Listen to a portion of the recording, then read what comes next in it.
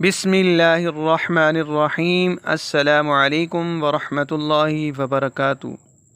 مسنون دعاؤں اور وظائف کے لیے ہمارے چینل کو ضرور سبسکرائب کریں۔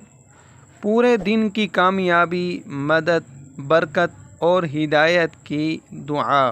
حضرت ابو مالک اشعری رضی اللہ تعالی عنہ سے روایت ہے کہ آپ صلی اللہ علیہ وسلم نے فرمایا کہ جب تم میں سے کوئی شخص صبح کرے تو یہ کلمات پڑھے: اصبحنا واصبح الملک للہ رب العالمین، اللہم انی اسألک خیر هذا اليوم وفتحہ ونصرہ ونورہ وبرکتہ وہداہ واعوذ بک من شر ما فیہ وشر ما بعدہ۔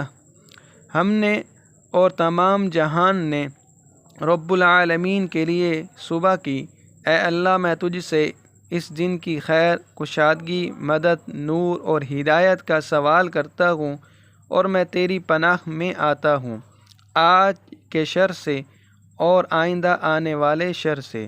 اور شام کے وقت بھی یہی کلمات پڑھے، لیکن اصبحنا کی جگہ امسینا اور اصبح کی جگہ امسا پڑھے، اور الیوم کی جگہ اللیل پڑھے۔